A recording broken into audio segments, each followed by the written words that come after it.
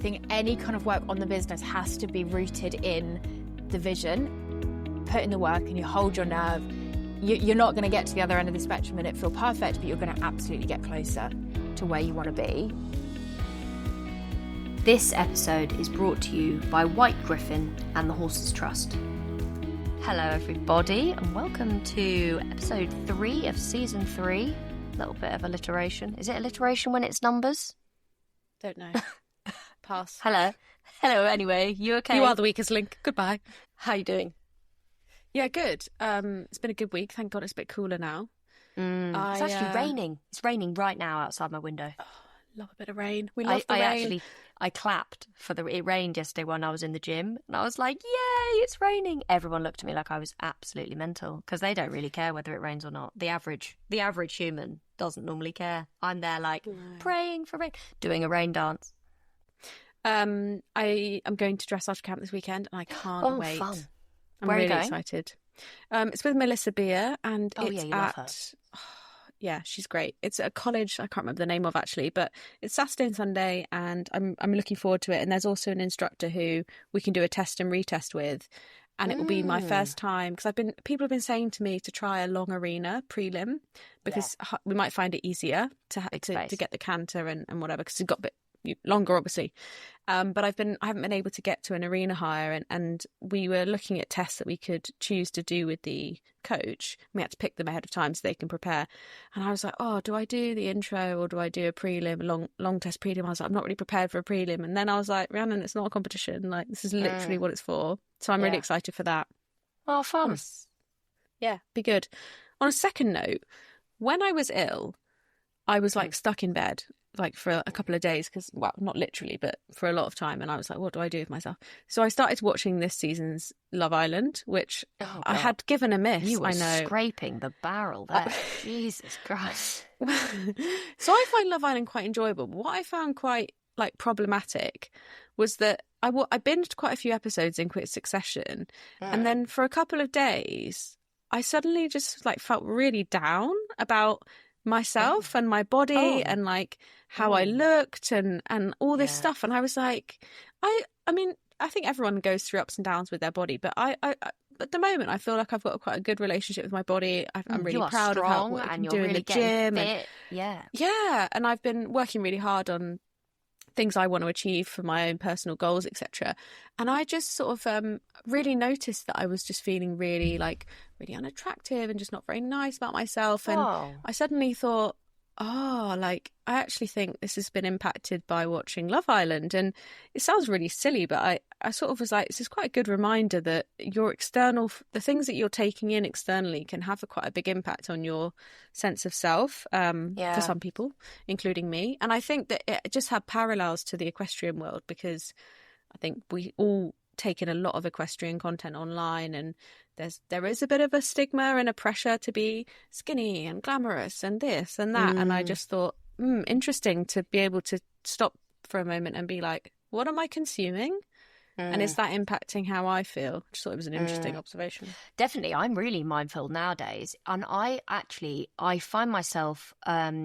social media is a good topic of conversation, actually, because I have been the topic of conversation on social media recently, just on one very specific Facebook post. No, really? This has gone over my head. No, only because not my post. I commented on somebody's post because I was speaking out for horse welfare and I have been trolled. Honest to God, Really? It is wild. Yeah. I mean, just to go back, before I tell you the story of why I've been trolled, I think something I noticed myself doing is I'm just really mindful of what I watch because sometimes I'll realise I'm watching something for the wrong reasons. I think I've said this before. Like, am I watching it because I am gaining something from it, right? Or am I watching it because I am judging the person in the video doing what they're doing? And I just unfollow anyone now. I just don't allow myself to have bad that energy. because you can't control what everybody else does. And as you'll hear in a moment, you really can't.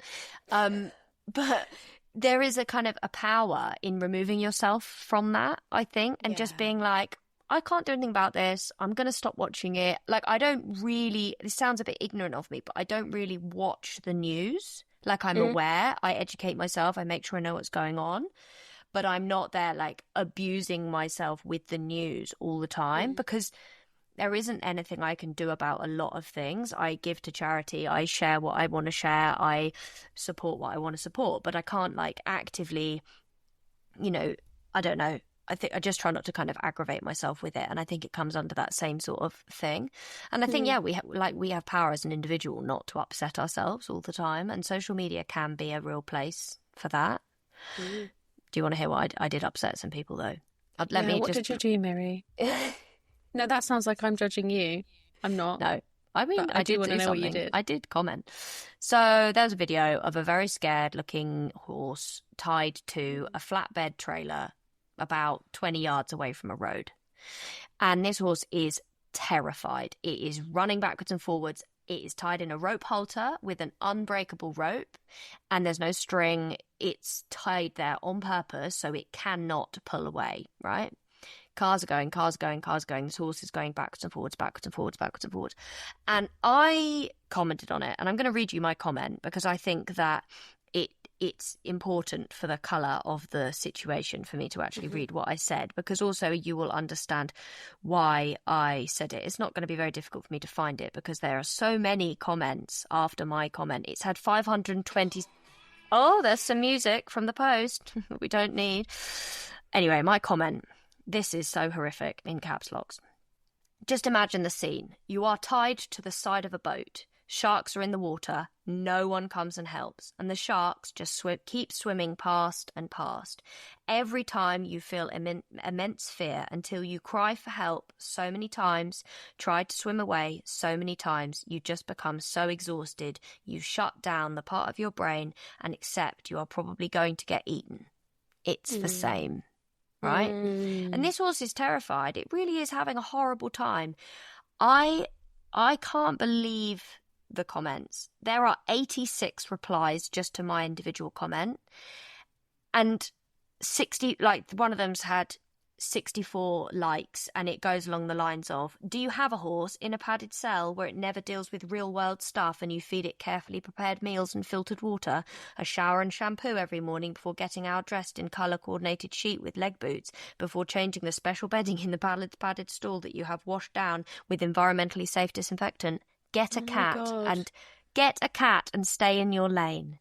I find that one really problematic when people use the there is a word for it, but I can't think what it is, when they go like to the one extreme to the other, and they make it about extremes, and I'm like, this isn't you, just because you care about horse welfare doesn't make you a pony patter. Just because you advocate, like, that argument is so weak and so lazy on so many levels, and it really upsets me that this is where we're at on the internet some of the time. And like, oh God, I can't argue with these people because they are so convinced that they're right, that there really isn't any like space for conversation in it. And I have anthropomorphized that horse in that moment to try and get people to understand how, if a human being was put in a similar situation, it would make them feel. And I don't know. I don't want to be too doom and gloom, but also I do just find that quite difficult. Like, social media is such a powerful place, and I actually, in a lot of ways, I think these sort of viral videos where horses are put through this very difficult time, I don't want to give it my time and my energy, but at the same time, I feel like, as someone who's very educated in welfare and very educated in what learned helplessness, which is what was being learnt in that moment, that's what I was explaining. Learned helplessness is when you can't escape a situation. You learn that abuse is normal. You learn that way that you're feeling is normal and that no one is listening to you. And that's the end of that. And it's complicated. It is hard, upsetting. And I still think it's worth having the conversations. I shared something on my personal Facebook, so not my Riding with Rhi, but just amongst my friends the other day, and it was this awful clip from ITV Racing of a horse who had been blindfolded, had about 8 people stood around them, and this horse had like planted and was pulling backwards, and they were using these men to move their legs individually to move them towards the start line. and I just shared it and was like, I really despise racing. I can't remember the exact words I said, but I was like, I really despise racing, and really ITV, this is the clip you want to show how loved these horses are and how much they want to be there and whatever. And a lot of my friends agreed with what I said, but one of my friends who I really like and really get on with is a really big fan of racing and was like, you know, that horse went on to place. This was just a moment in time, blah, blah, blah, blah. And we kind of went back and forth, and I was like, even beyond what I see here, which I don't think is acceptable, the social license element of this is really unacceptable also. Like, this is one of the most public facing equestrian sports, and this is what they've chosen to share on social media purely for engagement. And all of the comments on the ITV post were also negative. And look, we did not see eye to eye on the post, but at the end of the comment thread that we had between one another, I was like, look, she was like, we're never going to see eye to eye, da da da da da. And I was like, no. But I was like, debate is great. And I think debate is a sign of people who are smart and care deeply. And I think that is a good thing. And so I tried to be like, maybe we don't see eye to eye on this, but I still love you. And I still think that coming to the table with people who don't always agree with you is better than not at all. And it's harder to do with internet people that don't know anything about you. But if you've got friends who sit in other areas to you who have different perspectives, I mean, you and I even debate on certain things, there can be a sort of okay outcome, even if you don't come away from it agreeing. There might just be a kernel there that someone's thought about something in a different way, or even if that's you. I'm not saying we're always right and righteous, but yeah.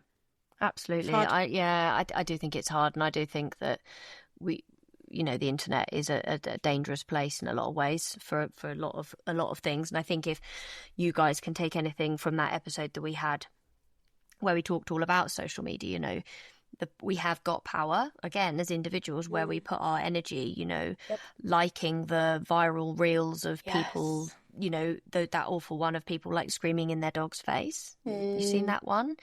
And things like that, like just don't engage with it. Don't like it, don't comment, just scroll past, because if things don't get engagement, they don't do well. And that's the key. And this is the problem with these clickbait videos of stressed animals. They are clickbait. They are, oh, what's going on there? And then you watch it and then it gets views and engagement, and then that's what drives that sort of, conversation. Tricky. We change of topic because we need to divert into an uplifting topic, our guest today. And I'm really excited about this conversation because I think that it is a weak spot in the equestrian world.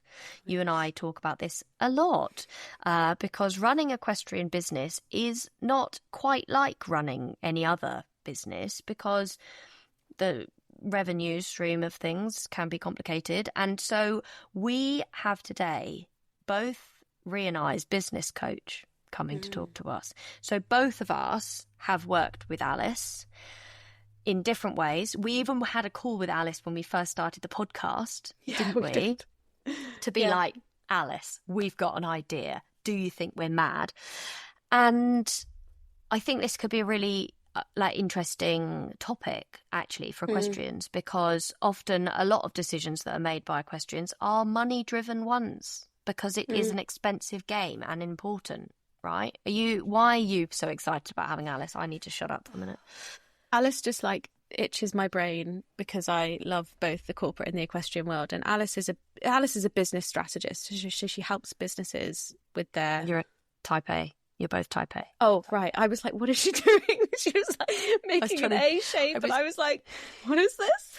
I was trying to make an A shape with my hands, but I couldn't get it out properly. So it just looked like I was trying to give her a timeout. Like, timeout. Yeah, I was like... But you're both type A people because you love a spreadsheet. Yeah, I love a spreadsheet. You should see... Gosh, you guys, you should see our podcast spreadsheet. That's a story for another time.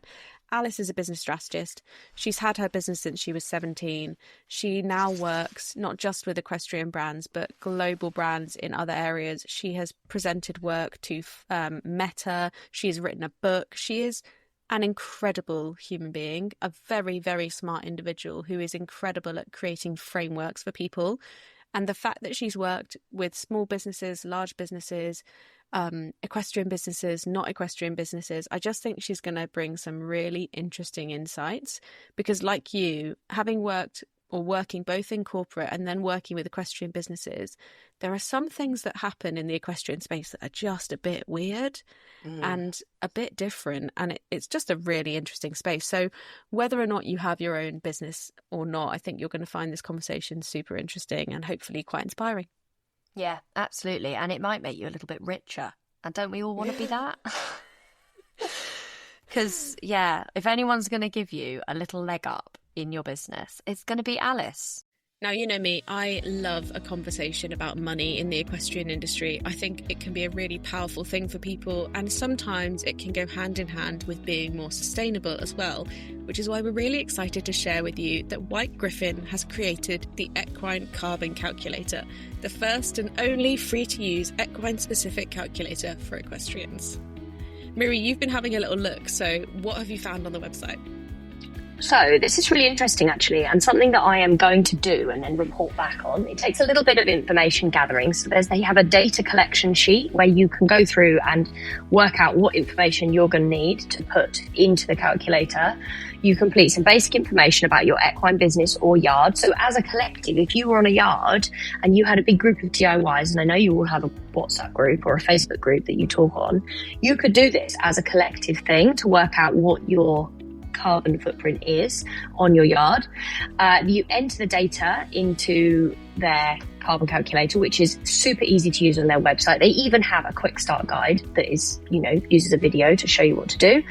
And then you get your report, and then you can make a plan. So it's all about thinking longer term about what your business can be doing, or what your yard could be doing, or what you could be doing to be more sustainable long term and bring your carbon footprint down.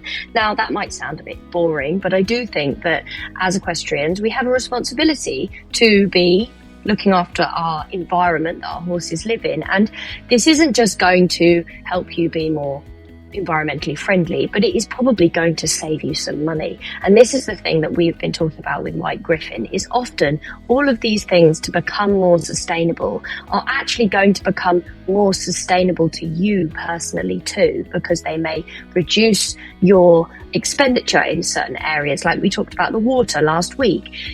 Thinking about your water use is not just going to be good for the environment, it's also going to cut the cost of your water bill. So not only are we being more sustainable for the environment and for equestrian sport as a whole, we are also being more sustainable for our own wallets. And as someone who runs a large equestrian business, I know that feels good. We'll hold you to that. Answers on a postcard. And if anybody else does their carbon calculator, let us know what you get. If you want to find it, we'll put a link to it in the show notes, or you can visit whitegriffin.co.uk for all of the information about the cool stuff that they do. Back to the episode. Welcome, Alice. Oh, God, sorry. Here we go. You go. Alice was just saying to us with our little preamble, she was saying, it's quite the skill, interviewing people with two people, and then we both go, who's gonna... And anyway, hi, Alice. I love it. I'm here for it. I listen to this podcast so much. It's so exciting to be on it as it's being recorded. Thanks for having me. Cute. Biggest we love fan. you, Alice. Yeah. We've done quite a bit of bigging you up before you joined. I feel we should let guests listen in on that. I think it would be a really lovely way to start their experience. I think a lot of podcasts do that, because then people are like, oh, I didn't even know what to say when you said that. So maybe we should do that in future.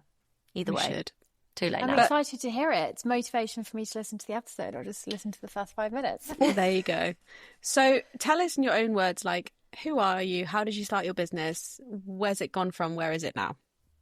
Absolutely. Where do I begin? Very accidental business owner in the early days. I quit school when I was 16, halfway through my A-levels, not particularly what you might think of as a school dropout. I actually really liked the school environment. I was just so bored, done with the learn in one room, repeat it in another 6 months later. I'd had a taste through a part-time job as a Christmas elf, which is a whole story within itself, of kind of work. And I say the real world, a Christmas grotto probably doesn't count as that. But I just wanted more. I wanted to get out there. And so much to my parents and everyone else's dismay, quit school for a job at said garden centre with the Christmas grotto. met a man at a hotel breakfast. Sounds seedy, but it wasn't. He offered me a job as a freelance marketer. I didn't know what freelance meant. I also didn't know anything about marketing, but my 17-year-old self clearly backed herself. So yeah, said yes to that. And that's 10 years ago now. So ever since then, age of 17, been technically working for myself.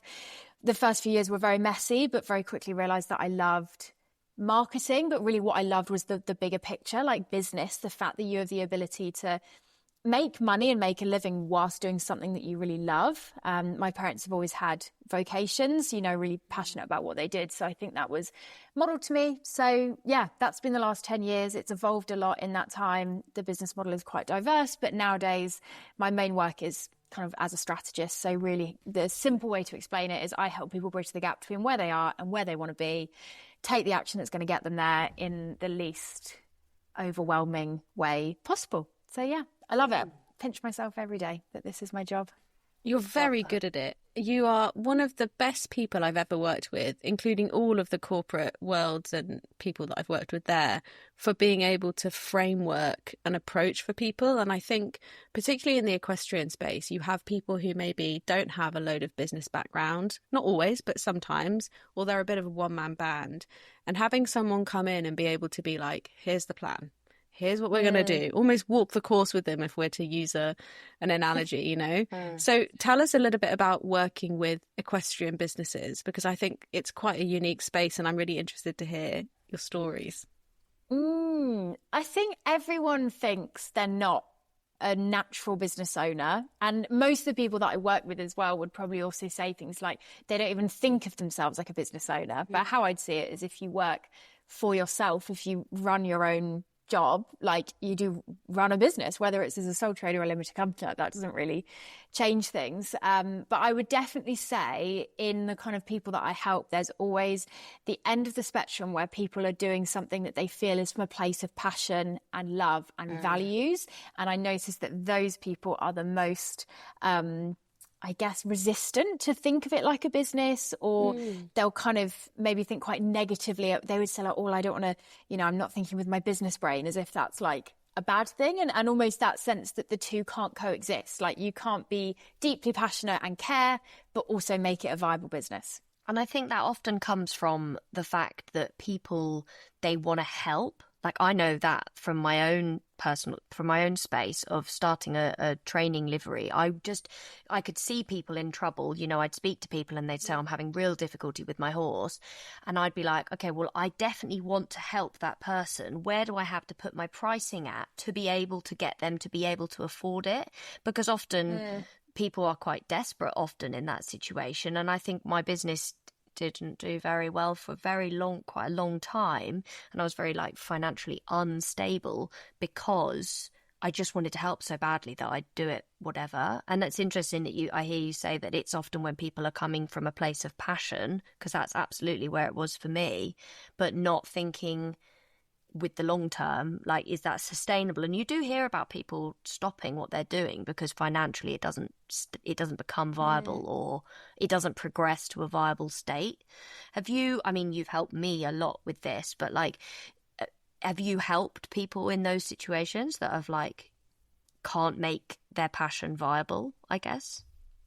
Yeah, definitely. And I think the truth of it is it's very rarely a can't. It's usually people don't believe they can, or that they have permission or ability to. There's this really interesting thing that happens. I'd almost say with all of my clients, I work pretty much exclusively with service-based businesses, anyone that's, selling a service. And typically what happens in service-based businesses is, as you said there, Miri, there's a care, a passion, a desire to have an impact that often sits at the heart of what they do. And I think that's so important. I think being value and mission-driven is key. Otherwise, I don't think it's very worth it, because running a business isn't always the easiest thing. But I think people think that those things are mutually exclusive, like something being viable from a business perspective and caring and having a positive impact can't exist at the same time. And I think especially in the UK and as women, there's some real entrenched culture there that's you don't deserve to have that. Like you know, you should be a martyr for everyone else. You should help everyone possible. You should give. It's that thing of like, you know, give everything that you've got to help everyone else and almost kind of fill your cup last. And the tricky thing in a business context, and I know we've talked about this, Miri, is like, if it doesn't work for you, it actually never works for anyone else. Yeah. Because it might feel like I can give and help everyone else. And if I then in 3 years am bankrupt and have to get a job, then that's okay.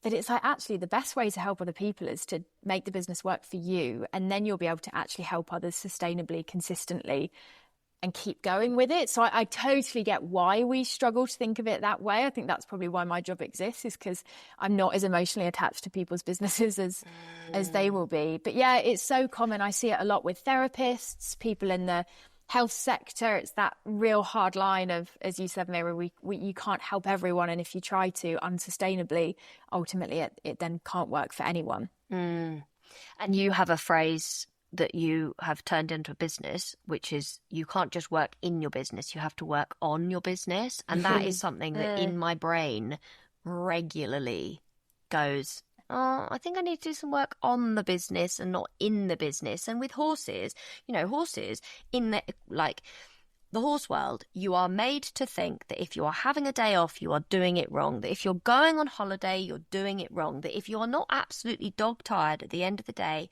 you're not doing enough, because there is always something you can do. And obviously, I'm not here the one to give out some advice, but as someone who does run a fairly successful equestrian business, you know, one of the most important things that I have learned is actually rest is so important, because like you say, if your cup is empty, you have nothing to pour to give to others. And I almost wonder if, as well, in the equestrian space, it's particularly prevalent because people are often doing these jobs that were maybe like their childhood dream. You know, I know I've heard you mention that on the podcast, Miri, of that concept of like, this is what your past self would dream of. And I do think in the UK, we have a particular culture of like, it's greedy, it's icky, it's wrong to want more. And so I think sometimes there's this really sweet and sincere feeling of just like, I'm so lucky. You know, I'm so lucky to do what I love. I'm so lucky to be around horses. I'm so lucky to be in this world. How dare I, you know, want more than this? Or, oh, you know, it's a trade-off. It's fine. You know, I can be burnt out and tired, but it's okay because I love it. And, you know, at the end of the day, running a business is always going to be hard. There's always trade-offs. But I think, as you said, Miri, it's like you can only be doing that for so long. And then actually it doesn't work at all. And so I do think it's particularly difficult. And the other difficulty is horses don't stop. Horses don't take, you know, when I take time off, my clients sort themselves out. You can't leave a horse for a month without probably something not quite. Well, they'd probably doing die. Well. You know, the reality is it. They would. And like that 365, you know, 24 hours a day situation, it is reality. Like, and that is the complicated thing. Maybe it's a good question to ask, what would be, you know, if you were to, I guess maybe I know the answers because you've told me them to me because I asked for your help. But like, if you were talking to somebody and they came to you and they said, I'm running this equestrian business and they're, you know, having a hard time. I'm in it, not on it. In it. Yeah, I'm in it, not working on it. You know, what would be like something that would come up straight away in conversation, do you think? In terms of what they would say or what they might want to do? What maybe you would, what you would give them. Like you've just met them in they've come to you, they've asked a question in a talk, and they say, I run this equestrian business, I'm really struggling financially and with my time. What would be the first thing that you would say? It's an annoying first step because it feels like you're getting yourself away from the practical. But I think any kind of work on the business has to be rooted in the vision. And when I say the vision, I don't mean like, what's your 5-year plan? What's your exit plan? I mean the vision of like, what do you want? So even just writing a list for yourself of what is everything right now in the business that you wish was different or that you wish you could change. Usually we're more connected to the negative than the positive. If I ask someone who's overwhelmed, what's your vision? They're like, shut up. Like, my vision is just to like leave this conversation. Whereas if I say like, what's 10 things that are happening in your business right now that you hate? Or like, what if you could wave a magic wand, what would you get rid of? Like, that's usually where we go. And there's clarity in that, right? It's really tickled Miri, that one. It's really got me. I just want to leave this conversation. I'm done with this. Get out. I get it though, right? It's that feeling of like, because we are, and I'm, you know, so many people need what I do, but I'll never try and sell it to them, because you've got to need it and be willing to put that annoying work in where it doesn't feel like it's changing yet. Absolutely. But yeah, I think it's got to start with the vision of like, what do you actually want? And usually the vision, especially as businesses that we're not ever necessarily going to sell, you know, it's the ordinary, it's the mundane. It's thinking about like, okay, would you like a Friday off work? Would you like to be able to take a week off every couple of months? Would you like, you know, to be able to work from home? Like, it's usually the simplest, smallest things that we just need to really give ourselves permission to want and to decide. And then of course it's the, you know, long journey. There's no quick fixes in business, but just going, right, what needs to change to get me there? And that journey is not linear, it never ends. But I think part of it as well is remembering like you're in control. Like the reason that you work so hard to run a business is for control and flexibility, but we rarely use either of those two elements. So yeah, that's probably where I'd begin. I love that so much. Well, firstly, you've given me a comeback for literally any conversation. I'm just going to be like, my vision is to leave this conversation at all times. I'll be using that with Miri when we talk about our finances. But no, seriously, I really like this thing that people forget the flexibility they have. So I know that you've got some really interesting approaches for your own business. So tell us about some of the things that you've given yourself permission to do, because I think they're really cool. Thank you. I mean, they've taken time, but I think, yeah, working out like the things that mean something to you is great. So I'd say like a daily one, which is so just random, but I don't do anything before 10 a.m. Like I work before 10 a.m., but you will not get me on a Zoom call, podcast interview, I don't think I've had something in my diary before 10 a.m. in years. And I used to think that would be so like rude, but like people just don't, I just tell them 10 a.m. and they go, yeah, no, that's fine. So then I have my morning as like my headspace. Bigger ones, maybe like I'm just about to take a whole month off. So every August, I completely leave my business for a month. It's actually not as hard as it may seem unless you're working with live animals, and then it's obviously more complex. But I will comment on that. Time off is always doable. I will comment on that in a second, though. And then I think just across the board, like trying to always find that blend of like, when do I need to prioritize the business's growth and trade off some life stuff? And when do I need to prioritize the life stuff and trade off the business? Like there's always more to do in both areas. And so I don't think of it as all or nothing, but I always think of it as seasons. Like there's a season where I might say no to social things or do a bit less, but then there's more seasons where I'll go actually like I think for me, the biggest thing is putting the life stuff in first. And then I try and build the business around that. Like this week, for example, feels particularly luxurious. I'm off work tomorrow, going wedding dress shopping. On Friday, I'm off work because I'm meeting up with some old clients for like a spa day thing. And I'm like, previously I would never give myself permission to do that. But I think actually just trying to ask myself the question of like, if I shut down tomorrow, would I say it was worth it? And if the answer is no, I need to change something, because quite frankly, full-time jobs aren't that bad paying. I could probably go get one and be a bit less stressed to make a similar amount. Just before we move to Miri's Equestrian's element to that, could you touch quickly on the wine bottles thing? Because I really love this when I see it on your socials. And I think it's something that anyone in any job could take and do. Oh, I love that you noticed that. I need to, there's things where you're like, I so should share that more, or think about setting some new ones. But yeah, I write all my kind of goals or targets on wine bottles, and then I'll open them, or my partner's got some of ours, we've got some joint ones, and we'll kind of open them when we hit that point. And they're often like the more mundane, quote unquote, feeling kind of targets or goals, but the things that really feel like they matter to us. And I think that idea of like, how do you keep the vision, the vision happens when the vision's visible is something I think about a lot. And we have these wine bottles like in our kitchen, and it's just seeing it, it's like a vision board, but I'm not really a vision board kind of gal. I'm clearly a wine kind of gal. But it's manifestation, all the time. Right? It's manifesting it, but manifestation works in the sense of you visualize the thing that you want, you write it on your wine bottle, and then all the time you're reminded that, okay, that's where I'm going, that is where I'm going. And it's that like belief, that is where I'm going, that is huge. Like I wanted to talk a bit about the rest situation and the time off thing, and I was inspired by you, Alice, as I am most days, because you're phenomenal. Because you take a month off. Now, as you say, with horses, that's bloody difficult, because they don't just disappear. You can't really just put them all in the field and hope for the best, because, you know, I've got clients with me that are long term. They love being based with me. But what I did in December this year for the first time ever is I said no to training clients, extra ones. And for the month of December and January, I just had a core number of horses that I couldn't get rid of them, basically. And I did a lot less. And the thing that I did less of was the hardest part of my business. And I wonder if this is something that equestrians can take, because you can't just delete your livery yard. I know you can't, and you need to keep it going. But maybe there would be a time in your business where you could do less of the hard things. So, like, I didn't have any young horses in for starting until the beginning of March.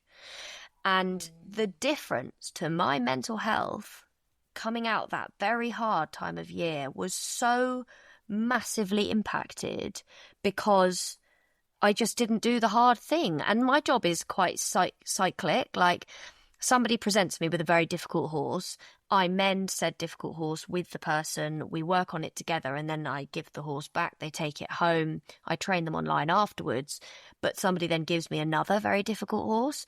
And it's like that, it's like a constant cycle of difficult. You never really get to enjoy the good bit.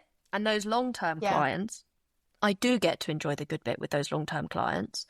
But it's taken a long time for me to manifest that, create that sort of a cycle. But just by being strict and having some discipline, and you talk about discipline a lot, and I think this is a great thing for people to take away from this conversation, you have to be really disciplined. I had to just say no to people. I have a wait list.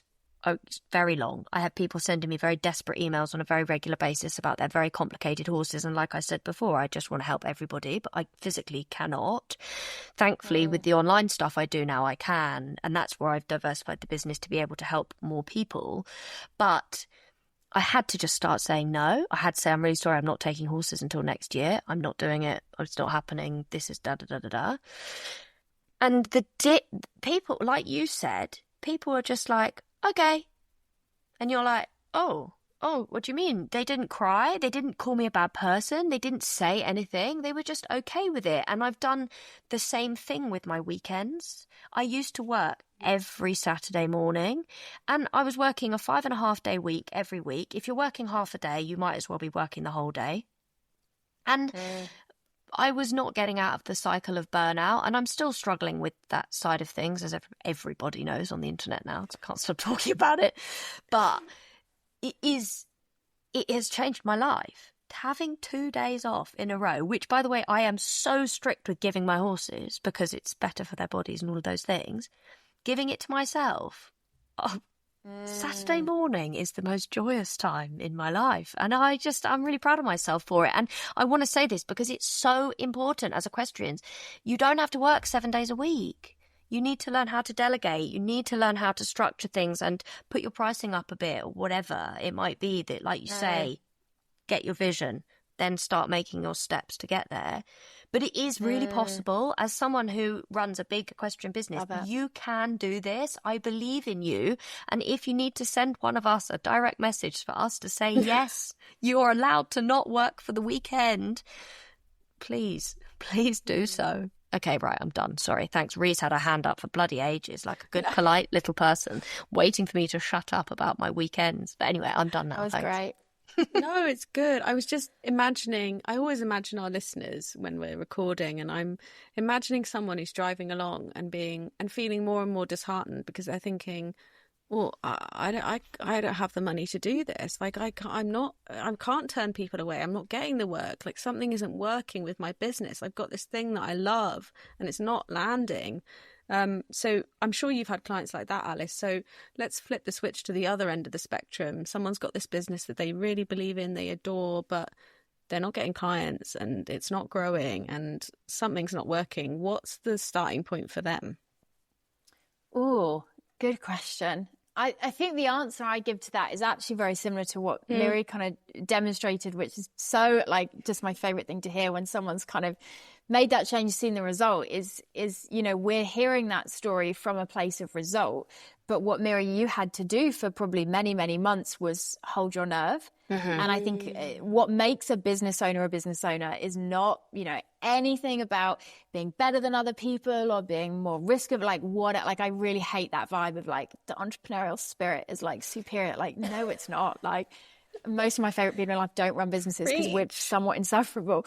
But I think what it does take to run a business is an intense amount of self-trust and grit and the ability to hold your nerve even when none of the data or nobody else is telling you that you are allowed to hold your nerve or that you should be sticking. I think a lot about, that card game that's like stick or twist. Business is just a constant game of working out, do I need to stick or do I need to twist? And I think when you're in a season where it feels like something's not working, you're trying to get a business off the ground, I think you've got to ask that question. And obviously I wouldn't know unless we go into loads of detail of one scenario. But for example, sometimes people stick too long. If you've been doing the exact same thing for, say, over 6 months, you need to twist. You need to flip your strategy. And I don't mean find the perfect strategy. I just mean try something else. Experimentation is the best way to learn. Go look up someone else's business who's similar to yours. Look at exactly what they're doing. Do what they're doing for 3 months. You won't nail it, but you'll learn more in changing what you haven't changed for a long time. But the other end of the spectrum is also true. And this is probably where I see these days people being more, I think because of the internet, is that we twist and twist and twist and we never give things enough consistency. It would be like if Miri said to one person, I'm not going to work this weekend, and they reacted really badly or even just gave off a bad vibe. And then Miri went, well, case study of one, this isn't working. I'm going to go try something else. That's it. No more days off across the board. Yeah, I spoke to a client this morning who won't mind me saying this, and I was like, oh, have you tried out this new type of content on Instagram? And they were like, no, it doesn't work for me. And I knew the answer that they were going to give when I asked the next question, which was, well, how many times did you try it? They're like, once. And I was like, come on, really? We're drawing conclusions off of one attempt. So I think for people that are getting a business off the ground, what I always recommend is minimum commitment periods. If you're starting something new, commit to it for 3 to 6 months. Don't twist, don't panic, don't change. And you win or you learn in those 3 to 6 months. But yeah, I think a lot of people kind of yo-yo, give their businesses whiplash. And then it's I always come back to the phrase of don't decide a strategy's failed before you've given it the consistency it needs to succeed. Don't call it before the race. It would be like being, one jump in to show jumping and being I've lost. Yeah. It's okay. Be like trying to teach the horse to canter once and then they don't canter. And you're like, well, I guess they don't canter. It's intro for life. There we go. Yeah. I think, but I wonder if what you said, Miriam, there's probably, I wonder if equestrians give so much compassion to horses. What would it look like to just have that invitation? You allow your horses to rest. Rhi, you just saying there, you allow your horse to kind of keep trying even when it doesn't work. Or if you keep trying and it doesn't work, you'll just try a new way to do the same thing. I wonder if there's maybe a bit of a mirror there to hold to yourself. 100%. And I think that the key is structure. When it comes to this, if I was thinking about my freelance days, right? I used to be living at my mum's house and I was driving out to Hertfordshire where my horses lived and I was working freelance, self-employed.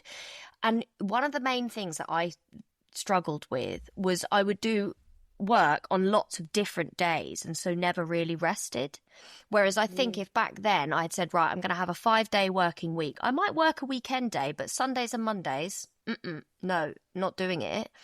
The difference in the progression, I think, would have been far better. And that is something that I think equestrians definitely, it's that scarcity mindset that I think gets equestrians a lot of the time, is that we're like, okay, well, I have to teach that person when they tell me they need that lesson because they only can do that day. And the reality is, if you make yourself a bit more, there's a word for this, but exclusive, I don't. Unavailable. That's the word, exclusive.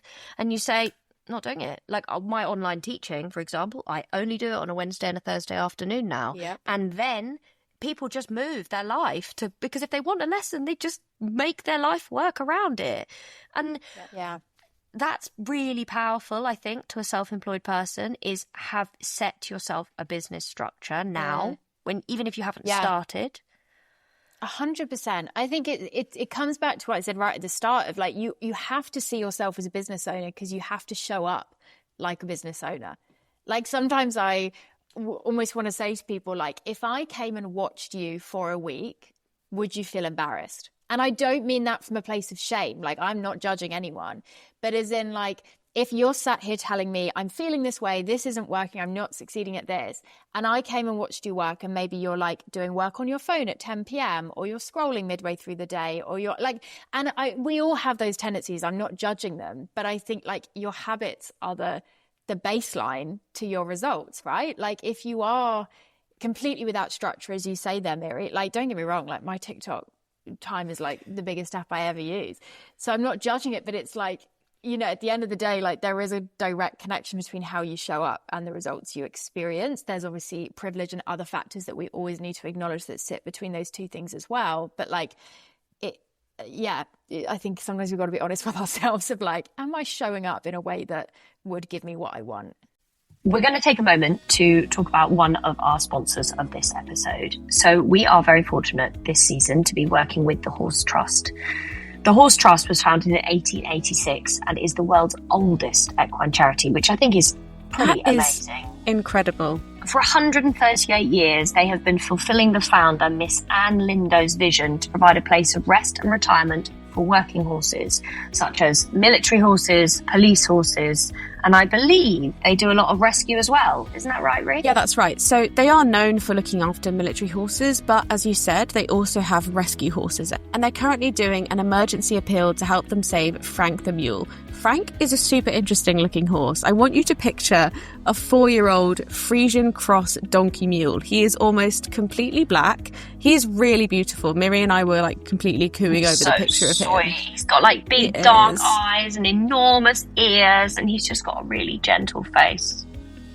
He's gorgeous, but unfortunately for Frank, he has also suffered the signs of neglect for most of his life. He has scarring from suspected tethering, he's got overgrown hooves, and he had a pretty horrific injury.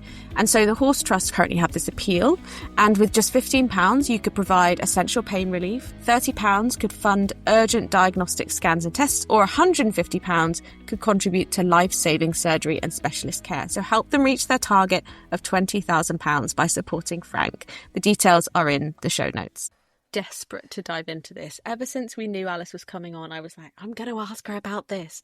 So Miri and I, case study of two, have had so many experiences in the equestrian industry. And I feel like I can say this with a lot of authority because I work with a lot of industries in my corporate career. There is something a bit weird about the equestrian industry. I've worked with people who get very afraid of contracting, very cagey, are really not very professional, like struggle to switch on a professionalism that I feel like is baseline. Sorry, I was just remembering a very specific scenario and it just really got me. And I just don't understand why. And like, Alice, I want you to either affirm or tell me that I'm wrong. And if I'm right, why does this happen with equestrian businesses?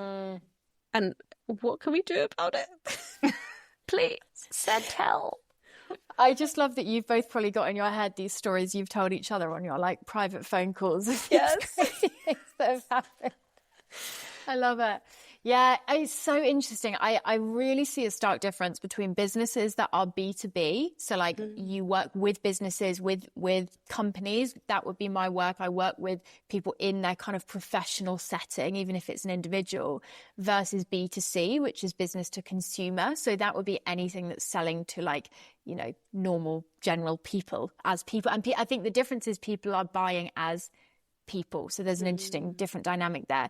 Across as opposed the board, to buying as a company or on behalf of a company is what you're saying. Yeah. Yeah, exactly. So, you know, if you guys were to hire me to help you with your businesses, you're individuals, but it's B2B, right? Like you're buying something as a business versus as an individual.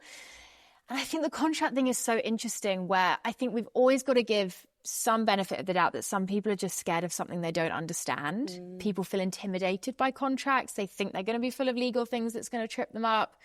And those people maybe just need to look into them. But I also think there's something to be said for people get shady about contracts when they have something to be shady about.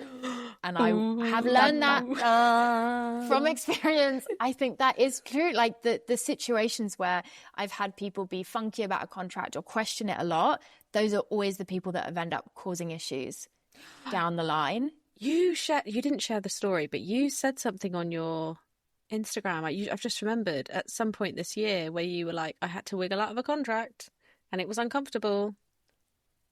Yes. What was that? Yes, I You did. didn't say, You were very polite about it, so I don't think we brought up something we shouldn't have. But oh no. No, if I shared it online, it'd be fine. Just so many things go wrong in my business. I'm like, which one are we talking about this year? No, but that is interesting. Yeah, that's relevant to say, and we'll maybe touch on that again after you've told us this hilarious story. But that things go wrong, and here we are still. Oh my gosh! If you want an exclusive, I can give you the worst thing that's ever happened in my business that happened 2 weeks ago. Yes, please. Okay, well, yes, let's do that next. We'll circle back. Yeah, that was a contract that I was signing it, and it ended up that the brand who the contract was with, the very large household name company, was doing really shady things to do with Palestine, which they hadn't disclosed, and the contract was very covering their back. Like every single time I've had an issue with a contract on their end, that's, if they don't want you to check it over with someone else, that usually means they're scared or there's something that they think might trip them up. I think as well, though, it probably comes back a bit to what we talked about towards the start of this conversation of like in the equestrian space and many other spaces that I know like it, because there's this sense of like, we do it for the love. We're just sharing is caring. There's this almost like, if you were to say, can we have a contract? People are like, why are you making it so businessy? Like, yeah, like stop it. And I think people forget that like a contract is literally just to protect people, and it's just to make sure that what you've paid for, you get, and what you get, you've paid for. Yeah, and also so that everybody knows what they're doing. I think this is a huge thing. It's kind of like, oh yeah, you can just create some content for us. It's really natural. And I'm like, yeah, but what do you expect from me? Because if I don't know what you expect, I'm probably going to either under-deliver it or massively over-deliver it and then get not what I deserve. So it's a funny space. It's unsafe for people. And I think, if you think of maybe the environment or the routines that you would create for your horses, it's all about structure, right? Because structure and routine and rules give us a sense of safety. And it's the same in business, like clear working terms, boundaries, contracts, communicating things. I also see it a lot in the equestrian space and others where like, everything's like a phone call or an in-person conversation. It's not an email. And I understand people communicate differently, but yeah, I think it's that. Again, it's the two things can coexist. We can be great friends and passionate about what we do and really casual, but we can also have contracts that just make us all feel really safe and clear. And so I think it's probably one of those things. I mean, is it a case of like, if as an individual you ask for a contract from a service provider, they might even just be like, no, even though you're the one giving them money? Does it happen that way?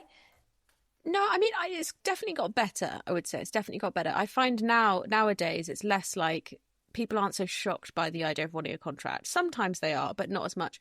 Sometimes it actually swings the other way in the influencer space now, where you want to do something that's like a simple deal and you get this contract back and they've got almost a bit excited, but they've put like so many deliverables in it, and you have to then have that conversation about like return on investment versus what am I putting in versus what are you getting out, and that kind of thing. So it's getting better, but sometimes it swings the other way.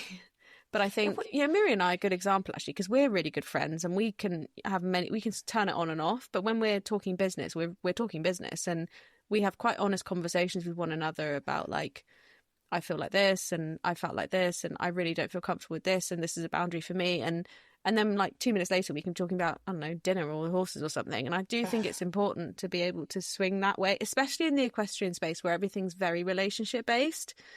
You can't just show up in a pinstripe soup metaphor. Pinstripe soup? Pinstripe, definitely don't show up with one of those. Pinstripe suit. Still got the cold. And people just don't like it. It really turns them off. And I learned quite early, actually, sometimes I would come to things a bit too corporate for people, and they'd really back off it. I think people really need people to show up as humans, But I also think you can be a human and still have a boundary. And that's I think that's the case. I think this is the overarching theme of this conversation is the reality of people in the horse space are often doing it because they just really love it. And then they realise they're a business person second to the loving it. And it's a hard thing to be a business person and love the thing without there being a bit of a wobbly line between the two. Because there are still instances where I do things that I shouldn't do because I want to help. But I would expect that wobbly line. I think I'd say everyone I work with, even people that, website developers feel the same. They love helping other businesses. They love building it's all different, but everyone generally, in fact, I can't think of anyone I work with that doesn't have that central mission that's really important to them. And as you said there, Miri, it's like mission first, business second. But I think the constant kind of tension, I guess, another way to think of the wobbly line is just kind of how do we keep those two things as top priority? And there are times where you might slightly trade off one for the other. But I think the difference is if 90% of the time you're working to make the business viable, that's a really good foundation to then, give some money away, give some free time away, overstep a boundary every now and again, because you're at least then doing it from a place of actually being able to give that thing. Well, and that's the fill up your own cup and then you can pour out to others. Yeah, exactly. Okay, enough of being perfect, Alice. Tell us the thing that happened in your business that was awful. Come on. Spill the beans. Well, I'm all for all of the mistake and failure sharing. I think the world would be a better place if we shared both ends. Like, I am always so up for being like, here is how successful things are, and also here's how wrong everything's going. Because I think we need to, on both ends of the spectrum, have a bit more honesty. But yeah, long story short, and it's not even a long story, it's very short and frustrating. 3 weeks ago, I found out that every single direct debit and payment in my business had been cancelled overnight. And over, I think in the end, it was £50,000 of future revenue was cancelled. So £50,000 worth of payment plans, subscriptions, all of that fun stuff, which my business has quite a lot of, overnight cancelled because my payment provider decided that I didn't want an account anymore and they cancelled it for me with no warning. So that is genuinely the worst thing that's ever gone wrong in my business. But I think just another reminder that it's windier at the top and things go wrong, and that's part of the journey. How did you? Okay. We just literally just for colour for everyone else. We just sat here with our mouths open because that sum of money and that amount of an absolute cock up, it makes me feel quite unpleasant. What do you do about this? What is that? What do you do about that in the moment? But also, how do you go back to those customers? Do you did you re-engage with every single one? And what was the return rate? Like that, I feel like that would have broken my heart, and I'd have had to lie on the floor for an hour. I think that's a viable plan, though. I say a lot to my clients. I'm like, you're a human before you're a business owner. Like, expect a human reaction and then step into business owner mode. Like, you're always going to have those two. And so it was bad. It was like 10 p.m. at night. I was home alone. My partner was on holiday. Over the day, things had been going wrong and I couldn't work it out. And then I had this light bulb moment, sat in bed. I was like, I know what's happened. And then it was that gut wrenching moment when you realize that is what's happened. I was honestly all right. I had a good 5 minutes where the heart rate rose and I was like, I almost felt, and I don't want to seem like I've got this amazing mindset, but I really felt in the moment I was at a crossroad and I was like, I can either get really annoyed, really upset, really anxious, really angry, which I have every reason to. This thing is nothing to do with me. But at the end of the day, it's happened. I knew instantly it wasn't reversible. I had no way of going back. I had to go forwards. And so I think it was that moment where you're just getting annoyed only makes your experience worse. It doesn't change what's happened. And I'm allowed to feel what I feel, but I think pretty quickly I was just in the notes app of my phone, okay, we're going to need to email 150 customers and we're going to need to get everyone to resubscribe. And that actually it starts tomorrow, the emailing. We've spent 3 weeks getting the lay of the land, prepping the emails, getting everything ready. So I'd be lying if I said I'm, pleased about the situation, because I will lose money probably, and it will be annoying for people, and it's not what I want to be spending my work life doing at the moment. But I think, I'm sure everyone will have had this moment. I think early on in business, I almost took enjoyment in being annoyed at things. And then you get to a point where you realize the problems never stop. So if you get annoyed at everything, you just are annoyed all the time. So like, I don't Alice, know, a you're bit of so neutrality, I phenomenal. guess. I had a really good thing recently that's really helped me with my anxiety a lot.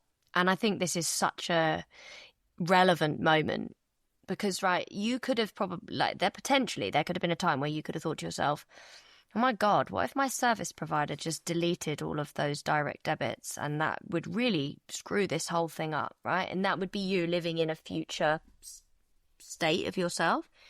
But the reality of the situation is future you always manages to handle the hard stuff, right? Because future you is really a badass. And it's like this mindset of like, whatever is going to happen, regardless of whether I worry about it or not. And like something as big and as powerful as that is, the reality of it was you just dealt with it when it happened. And if you think back to all the hard things that you've experienced before, you dealt with them too, right? So we've always survived the hard things that have already happened, and we're always going to survive the hard things that are going to happen. And when we just, in that moment, if we start getting a bit like, oh, but what if when I change this or when I do that, that I start future you is just going to handle that, because past you handled all the other shit that you've went through. And that, I think, is 100%. A really helpful thing with like when you're thinking about growth and change and stuff. And that story is just like a really clearly stark reminder of, you know, we just evolve, we just change, we just do what we have to do, even when we lose 50 grand. Exactly. And can I just say as well, even more reason to make those micro decisions that makes your business worth it for you. Yes. Like, full transparency, I realized this the night before flying to Spain to work from Spain for a week, just because I run a business that's flexible. Why not be in Spain? And I'm not going to lie, it was made so much easier being in a season right now, and it's a long season I'm in, that I like running my business. Like, I'll be honest, this time last year, I was mid book promo for my first book that was published last June, and it was such a low point. I was really overwhelmed, really burnt out, hated the business, just felt like I was like a slave to my business in the worst way. And I know that if this had happened then, there was no way that I'd have had a good mindset, because I'd have just been like, what in the world is this for? Like, how am I dealing with this level of stress and it not be worth it? Whereas for now, feeling like I've got a lifestyle that I like and a business that I enjoy running, it was kind of like, okay, if that's the, you know, physical and metaphorical price to pay, or, you know, I'm not going to enjoy it, but I'll be able to deal with it. What changed from that season to this one? Was it just time moving on, or did you make conscious changes to the business to get you from there to here? So many conscious, really small, takes a lot of time to see changes. I think, Miri, what you shared is a perfect example of that as well for me, in a different context, where it's like the delay between the action and the result is so long. And you know, that's what I mean when I say that running a business, is about holding your nerve, because it's holding your nerve in that middle ground. And I'm also so aware when I work with my clients, I'm often that super optimistic external person that's like, it will change, it can look different, because to me it's so simple. But when you're in it, I mean, it's like moving a centimeter a day. You know, you don't feel anything until you're maybe 3 months in and you look back. And so, yeah, the book promo was the first thing. And then I did a second project later in the year that just kind of was the final straw for me. And then probably the first 3 months of this year, I was in weekly therapy again, talking it out, just like taking those tiny steps. And a quote I always came back to, which my dad shared with me years and years ago, is the idea, and I don't think he made it up, but it's that everything you say yes to, you're also saying no to something else. And it was when I realized that, like, everything's a trade-off. Like, if I say yes to a project that's going to overwhelm me, I'm saying no to my mental health. I'm saying no to being with my family. I'm saying no to exercising. Like, you can't say a yes without there being an equal trade-off in another area. And I think just trying to be a bit more careful about, like, what do I say yes to? Because none of us have maximum, you know, unlimited capacity. There's always going to be more opportunity than there is capacity. And you've got to learn when to start saying no. I say, as someone who still finds that super difficult, I'm sharing this as a no, it's on good. the journey. But I think it's okay to find something difficult and still do it. 100%. Well, you have to, right? Otherwise you wouldn't do it. Like, it's like, I think exercise is always such a good frame of reference, isn't it? Because it's so tangible.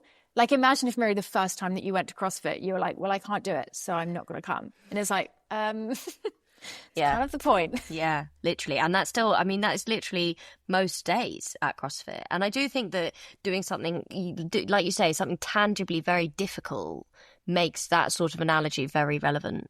Like, that sort of reflection is really easy to understand. Like, you just do have to do hard things if you want to be good at stuff. Yeah. Yeah. I normally ask a question.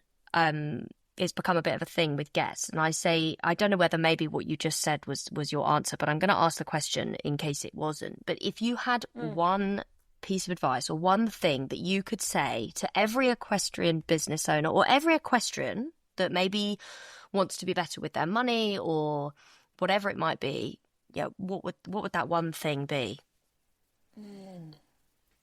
I think just knowing that you are in control. Like, your business, your work, your reality doesn't happen to you. You have an element of control. And I say that, you know, the lens that I speak through there is very specifically just on running a business. And I'm always so aware, you know, we might have influence, but we don't often have full control because there's so many other elements at play. I'm not going to sit here and just say, like, you can make whatever reality you want, because, like, it's not that simple for so many people. Molly May and say, oh, yes, we've got the same 24 hours in the day. Just work a bit harder, guys, honestly.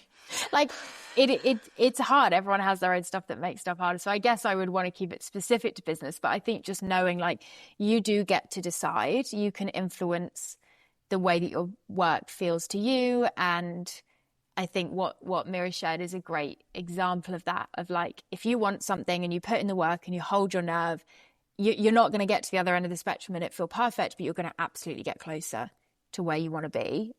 And I think the biggest thing in that is learning to trust yourself. Like, the internet is full of people telling you, you don't know how to run your business. I have the hacks. I have the secrets. And actually, I think the biggest thing people need to hear a lot of the time is, like, you can do it. You've got this. You know your business. Maybe there's some outside people that will help nudge you along the way, but, like, you can trust yourself. And I think the more you trust yourself, then the more that you feel in control and make those decisions. It is. Silence. I don't even know where to start. It's such a privilege to be able to speak with you, because we know how valuable your voice is, and we also know how busy you are and how intentional you are with your time. So it's such a privilege to have you on.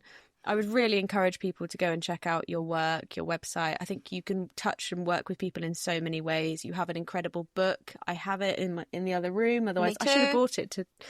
Yeah, me too. We're just super fans. We're such little fangirls. You guys are so kind. Do you want to tell us a bit about how, you know, just spend a few minutes telling people how they can work with you? Because no doubt, Alice, you will have lit some fires under people today who are, you know, in a passionate place. Can you tell us how people can work with you? Absolutely. So, I mean, the best thing is just come and hang out with me online. Like, I love to hear from people. I love having these kind of conversations like what we've had here. So I'm mostly over on Instagram at Alice_Benham. And I've got a podcast which has over, I think now, like 340 episodes, which is, yeah, far too many hours of me on the internet for anyone's ears, but loads of kind of actionable, hopefully valuable insights there. And yeah, when this comes out as well, I'll also have my brand new website, which has 5 free 10-minute masterclasses on it. They sound way fancier than they sound. They're basically just little snippets of the work that I do with my one-to-one clients, free to download, super actionable. So I'll share with both of you the link to share with people there. But yeah, more than anything, I would just love to hear from people about, like, how this conversation has landed and people's thoughts and feelings, because especially as someone who, like, grew up in the equestrian world, it's why I love your podcast so much. I think it's such a fascinating kind of intersection between what I do now as a business owner and the equestrian space, which I always love to, like, keep a bit of an eye on. I don't have good enough signal. My internet's gone to shit. Oh God, this is chaos. Rhi, and just enjoying that Rhi and I can both hear what we can hear. Rhi, can you just sign us out, please, babe? Thanks. Too much power, too much knowledge. Just kick the internet off. But Alice, thank you so much. We will release you for dinner or other wine-related activities. Check Alice out, everybody, and let us know your thoughts, and we'll see you next week. Bye for now. Thank you so much for having me.